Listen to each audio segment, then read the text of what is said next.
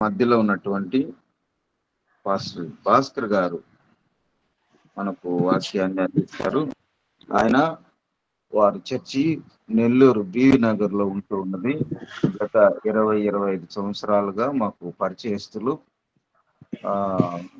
సేవా జీవితంలో వారు ముందుకు కొనసాగుతూ ఉన్నారు. వారు పరిచయం అవడం, మన మధ్య ఈ ఉదయకాల సమయంలో వాక్యాన్ని పంచుకోవడం, ఏదైనా దేవుని స్తుతించగలిగిన వారముగా ఉంటూ ఉన్నాం కనుక ఈ సమయాన్ని పాస్టర్ గారికి అప్పచెప్తూ ఉన్నాం. నా 5:45 వరకు మీరు మాట్లాడొచ్చని కోరుతూ.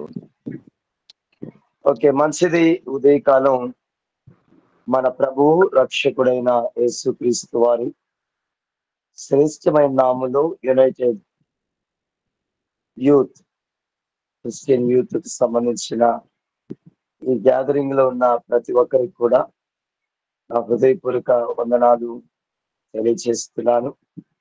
ప్రత్యేకంగా ఈ ఉదయకాలం మీతో దేవుని వాక్యాన్ని పంచుకోవడానికి నిన్నటి దినాన సహోదరులు పేతురు గారు నాకు తెలియజేశారు. దానికి నేను సంతోషించాను.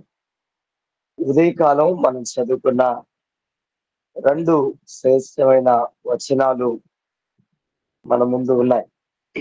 అందులో ఒకటి ఎఫెసీయులకు రాసిన పత్రిక 2వ అధ్యాయం 1వ వచనం, రెండవది కొలస్సై 2:14 వచనం. అయితే ఉదయకాలం మరి విశేషంగా ఈ దినం పరిశుద్ధ దినం, ప్రభువును ఆరాధన చేసే దినం అని దేవుని యందు విశ్వాసం ఉంచిన క్రైస్తవులంగా మనమంతా ఎరుగుదాం. ప్రస్తుతం ప్రపంచవ్యాప్తంగా చూస్తే ఆరాధన అనేది నాశనం చేయబడుతూ ఉంది. ఆరాధన అనేది తప్పుగా అర్థం చేసుకుంటూ ఉన్నారు, తప్పుగా అనుసరిస్తూ ఉన్నారు. ఆరాధన అంటే చాలా అర్థాలు మారిపోయాయి. అయితే ఉదయకాలం ఆరాధన అంటే ఏంటి అంటే, దేవుడు ఏమై ఉన్నాడో అది గుర్తెరిగి దేవునిని ఘనపరచుట. ఆరాధన అంటే దేవుడు ఏమై ఉన్నాడో అది గుర్తెరిగి ఆయన్ను ఆరాధన ఘనపరచుట. స్తుతి అంటే ఏంటంటే దేవుడు నీకు ఏం చేస్తాడో దానిని బట్టి నీవు దేవునికి కృతజ్ఞత చెల్లించుట. స్తుతి వేరే, ఆరాధన వేరే. ఆరాధన అనేది దేవుడు ఏమై ఉన్నాడో, వాట్ ఈజ్ హిస్ అట్రిబ్యూట్స్, ఆయన యొక్క గుణ లక్షణాలు, ఆయన ఎవరు, ఆయన ఏమై ఉన్నాడో అనేది గుర్తెరిగి ఆయన గణపరచడం ఆరాధన. స్తుతి అంటే ఆయన మనకు ఏం చేస్తాడో, భౌతికంగా కానీ ఆధ్యాత్మికంగా కానీ దేవుడు చేసిన మేలును బట్టి ఆయన స్తుతించుట, అది స్తుతి. ఇవి 2 ఒకటే అని అనుకుంటూ ఉన్నారు చాలా పర్యాయాలు. అయితే ఉదయకాలం మనం చదువుకున్న భాగానికి మనం వస్తే ఈ 2 వచనాల్లో ఏం కనబడుతుందంటే, ఎఫెసీయులకు రాసిన పత్రిక 2వ అధ్యాయం 1వ వచనంలో మనం స్థితి ఏంటో చెప్తూ ఉన్నాడు. అపోస్తలుడైన పౌలు ఎఫెసీ సంఘానికి వ్రాస్తూ ఈ సంఘం చాలా ఆధ్యాత్మికంగా ఎదిగిన సంఘం, ఆధ్యాత్మికతలో వారు చాలా ఉన్నతమైన స్థాయిలో ఉన్నారు. అలాంటి సంఘానికి వ్రాస్తూ గతంలో మీరు ఎలాగున్నారో చెప్తూ ఉన్నాడు. అంత మాత్రమే కాదు, ఇప్పుడు ఎలాగున్నారో చెప్పాడు. గతంలో మీరు అపరాధముల చేత, పాపముల చేత చచ్చిన వారుగా ఉన్నారు, ఇప్పుడు బ్రతికించబడ్డారు అన్నాడు. కాబట్టి ఈ ఉదయకాలం ఈ చిన్న వర్తమానానికి ఒక శీర్షిక పెట్టుకుందాం, the basis of our life. మన జీవితానికి ఆధారం, ఏంటి అంటే 2 సంగతులు నేను మీకు జ్ఞాపకం చేస్తాను. మన జీవితానికి ఆధారం. ఒకటి దేవుని ప్రేమ, రెండవది క్రీస్తు శిలువ. ఇక్కడ అపోస్తలుడైన పౌలు 2వ అధ్యాయంలో ఎఫెసీయులకు రాసిన పత్రికలో మీరు అపరాధముల చేత, పాపముల చేత మీరు చచ్చిన వారై ఉండగా ఆయన మిమ్మును క్రీస్తుతో కూడా బ్రతికించెను అనే మాట ఉంది. మనం ఎలా బ్రతికించబడ్డాం? బ్రతికించబడ్డానికి కారణం ఏంటి అని మనం ఆలోచిస్తున్నప్పుడు ఇక్కడ 2 సంగతులు అని చెప్పాను కదా. మొదటిది దేవుని యొక్క ప్రేమ. ఇదే 2వ అధ్యాయం 5వ వచనంలో ఆయనను దేవుడు కరుణా సంపన్నుడై ఉండి మనము మన అపరాధముల చేత చచ్చిన వారమై ఉండినప్పుడు సైతం మన ఎడల చూపిన తన మహా ప్రేమ చేత మనలను క్రీస్తుతో కూడా బ్రతికించాడు. The basis of our life, మన జీవితానికి ఆధారం ఏంటంటే దేవుడు నిన్ను ప్రేమించాడు. మహా ప్రేమ చేత ఆయన ప్రేమించాడు కాబట్టి నీవు బ్రతికించబడ్డావు. లేకపోతే మన స్థితి ఏంటి? అపరాధముల చేత, పాపముల చేత మానవుడు చనిపోయాడు. ఈ అపరాధముల చేత, పాపముల చేత చనిపోవడం అనేది ఏదెను వనములో ఆదాముతో ప్రారంభమైంది. ఆదాము దేవుని ఆజ్ఞను అతిక్రమించాడు. ఆదాము అతిక్రమించింది ఒక్క ఆజ్ఞే, కానీ ఆదాము ద్వారా పాపము లోకములోనికి ప్రవేశించిన తర్వాత మానవుడు అపరాధాలకు, పాపాలకు బానిసై అపరాధములు, పాపములు మానవుణ్ణి చంపేశాయి.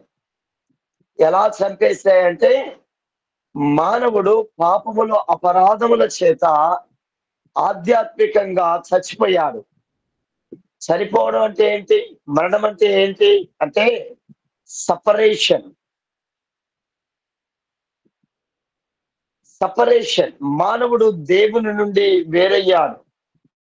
మనం ఆదికాండంలో మనం చూస్తే ఎప్పుడైతే ఆదాము పాపం చేశాడో దేవుని సహవాసము నుండి అతడు వెళ్ళగొట్టబడ్డాడు. ఏదెను వనములో నుండి అతడు వెళ్ళగొట్టబడ్డాడు. Eternally he lost his fellowship with God. దేవుని నుండి తన సహవాసాన్ని పోగొట్టుకున్నాడు. సపరేషన్ జరిగింది. అలాగైతే అపరాధముల చేత, పాపముల చేత చనిపోవడం అంటే ఏంటి? మానవుడు దేవుని నుండి వేరుపరచబడ్డాడు. అదే మరణం అంటే. సపరేషన్ అనే దాన్నే మరణం అంటారు. అనగా మానవుని ఆత్మ దేవుని నుండి దూరపరచబడింది. It is a spiritual death. ఇది ఆధ్యాత్మికమైన మరణం అంటారు. ఆధ్యాత్మికంగా చనిపోయాను. అపరాధముల చేత, పాపముల చేత ఆధ్యాత్మికంగా చనిపోయాడు. ప్రియ సోదరుడా, సోదరి, ఈ ఉదయకాలం ప్రియ యవనస్తులారా దయచేసి ఆలోచన చేయండి. మనం ప్రభువుని ఎరక మునుపు, ఒక వ్యక్తి రక్షింపబడక మునుపు అనే స్థితి ఏంటంటే వాడు ఆధ్యాత్మికంగా చనిపోయినటువంటి వాడు దేవుని నుండి వాని ఆత్మ దూరం చేయబడింది. దేవుని నుండి దూరం చేయబడిన మానవుడు పాపానికి దాసుడైపోయాడు. పాపానికి దాసుడైపోయిన మానవుడు ఎలా బ్రతికాడు అంటే ఇదే ఎఫెసీ పత్రిక 2వ అధ్యాయం 3వ వచనంలో మనం చూస్తే శరీరం యొక్కయు మనస్సు యొక్కయు కోరికలను నెరవేర్చుకొనుచు మన శరీర ఆశలను అనుసరించి మునుపు ప్రవర్తించుచు వచ్చాము అన్నాను. దేవుని నుండి దూరమైన మానవుని ఆత్మ దేవుని నుండి దూరమైన తర్వాత పాపములు అపరాధములు చేస్తూ వచ్చాడు. పాపములు అపరాధములు ఎలా చేశాడంటే శరీరం యొక్క, మనసు యొక్క కోరికలను నెరవేర్చుకుంటూ శరీర ఆశలు అనుసరించి మానవుడు ప్రవర్తిస్తూ దేవుని ఉగ్రతకు స్వభావ సిద్ధంగా పాత్రుడయ్యాడు అని దేవుని వాక్యం చెప్తుంది. ఎఫెసీ 2:3 అంటే మానవుడు అపరాధముల చేత, పాపముల చేత చనిపోయాడు. అపరాధములు, పాపములు మానవుణ్ణి చంపివేశాయి. అనగా మానవుడు దేవుని యొక్క జ్ఞానము లేకుండా, మానవుడు దేవుని యొక్క ఆలోచన లేకుండా, మానవుడు దేవుని నుండి దూరపరచబడిన వాడై తన శరీర యొక్క, మనస్సు యొక్క కోరికలను నెరవేర్చుకుంటూ స్వభావ సిద్ధంగా దేవుని ఉగ్రతకు లోనయ్యాడు అని అపోస్తలుడైన పౌలు జ్ఞాపకం చేస్తూ ఉన్నాడు. ఇలాగా బ్రతుకుతున్న మానవుణ్ణి దేవుడు ఎలా బ్రతికించాడు అని ఆలోచిస్తే దానికి 2 కారణాలు. ఒకటి, ఆయన తన మహాప్రేమను చూపించాడు. ఎవరి పట్ల? చచ్చిపోయిన వారి పట్ల. ఎవరి పట్ల? పాపములు అపరాధములు చేస్తూ దేవుని ఉగ్రతకు లోనైన వారి పట్ల. ఒక రకంగా చెప్పాలంటే, when God seen the world, all are dead in sins and trespasses. దేవుడు లోకమంతటిని చూసినప్పుడు మనుషులు ఆయన దృష్టిలో ఎలా కనబడుతున్నారంటే చచ్చిన వాళ్ళు. మనం చూస్తే ఎలా కనబడతారంటే మనుషులు చాలా కలర్ఫుల్ గా, చాలా రిచెస్ట్ గా, చాలా హైలీ ఎడ్యుకేటెడ్ గా కనబడతారు. when God seen the people, they look like deadly people. దేవుని దృష్టిలో వారు ఎలా కనబడతారంటే మనుషులు చచ్చిపోయిన వారుగా కనబడుతున్నారు. మనం చూస్తే ఇతను సాఫ్ట్వేర్ ఇంజనీరు, ఇతను డాక్టరు, ఇతను రిచెస్ట్ పర్సన్, ఇతను చాలా హైలీ ఇన్ఫ్లుయెన్షియల్ పర్సన్, ఇలాగా మాట్లాడుకుంటూ ఉంటాం. కానీ దేవుడు అంటున్నాడు, ఇదిగో లోకాన్ని ఆయన చూసినప్పుడు ఆయన పాయింట్ ఆఫ్ వ్యూలో ఎలాగుందంటే పాపముల చేత, అపరాధముల చేత చచ్చిపోయి ఉన్నారు. అలాగైతే ఉదయకాలం ఆలోచన చేయాలి. నీవెలా చూస్తున్నావు? మనం ఎలా ఆలోచన చేస్తున్నాం? మానవుడు దేవుని దృష్టిలో పాపముల చేత, అపరాధముల చేత చచ్చిన వాళ్ళుగా ఉన్నారు. ఈరోజు ప్రపంచంలో 800 కోట్ల మంది కంటే ఎక్కువ మంది ప్రజలు 7 ఖండాల్లో నివసిస్తున్నారు. ద మెజారిటీ పాపులేషన్ ఇంకా ప్రభుని ఎరగలేదు అంటే వారందరూ దేవుని దృష్టిలో పాపముల చేత, అపరాధముల చేత చచ్చిన వారుగా ఉన్నారు. వారు ఆత్మ దేవుని నుండి దూరపరచబడింది. శరీరం యొక్క, మనసు యొక్క కోరికలను ఇంకా ఇంకా నెరవేర్చుకుంటూనే ఉన్నారు కదా. ఈ మధ్య ఎలక్షన్లు జరిగాయి. 90% ఆఫ్ క్రిస్టియన్స్ ఆల్సో డిస్ట్రాయిడ్. ఎందుకు ఈ మాట చెప్తున్నానంటే ఈ ప్రలోభాలకు లోనై ఓటు నమ్ముకున్న వాళ్ళు ఉన్నారు కదా. సేవకులు కూడా భ్రష్టులు అయిపోయారు. అంటే వీళ్ళందరూ ఎలా జరిగింది? ఇది శరీరం యొక్క, మనసు యొక్క ఆశలను నెరవేర్చుకునే బ్రతుకులోనే ఇంకా చాలా మంది క్రైస్తవ లోకం కూడా ఉంది. కానీ పౌలు ఏమంటున్నాడు తెలిసే, ఇది గతం మీది. గతంలో మీరు పాపముల చేత, అపరాధముల చేత చచ్చిపోయారు. ఇప్పుడు ఎవరు మీరు? బ్రతికించబడ్డారు. దేవుడు, ఆయన అనగా దేవుడు మిమ్మల్ని క్రీస్తుతో కూడా బ్రతికించాడు. మనం ఎవరు? అపరాధముల చేత, పాపముల చేత చచ్చిపోయిన వాడు కాదు విశ్వాసి అనేవాడు. విశ్వాసి అనేవాడు క్రీస్తులో బ్రతికించబడినటువంటి వాడు. అలాగైతే ఉదయకాలం అపరాధముల చేత, పాపముల చేత చచ్చిపోయిన వ్యక్తి బ్రతికించబడ్డానికి 2 కారణాలు. ఒకటి, ఆయన మనల్ని ప్రేమించాడు. 5వ వచనంలో ఆ మాట ఉంది. దేవుడు కరుణా సంపన్నుడై ఉండి మనము మన అపరాధముల చేత చచ్చిన వారమై ఉండినప్పుడు సహితం మన ఎడల చూపిన తన మహా ప్రేమ చేత మనలను క్రీస్తుతో కూడా బ్రతికించాడు. ఉదయకాలం గమనించాలి. How God loves us. నీవు బ్రతికించబడ్డానికి సేవకులు కాదు కారణం. ఈరోజు దేవుని వాక్యాన్ని సరిగా అర్థం చేసుకోవటం లేదు.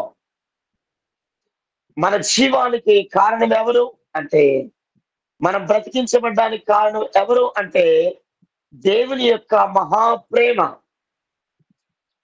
దేవుని యొక్క మహాప్రేమ ఏం చేసింది? దేవుడు లోకమును ఎంతో ప్రేమించాడు కాగా తన అద్వితీయ కుమారునికి పుట్టిన అని ఎందు విశ్వాసముంచి ప్రతివాడు నశింపక నిత్య జీవం పొందవాలని దేవుడు ఆయన్ను మనకు అనుగ్రహించాడని రాయబడింది యోహాను సువార్త 3:16లో. దేవుడు తన కుమారుణ్ణి ఈ లోకానికి పంపాడు నీ కొరకు. అపరాధముల చేత, పాపముల చేత చనిపోయిన మన కొరకు.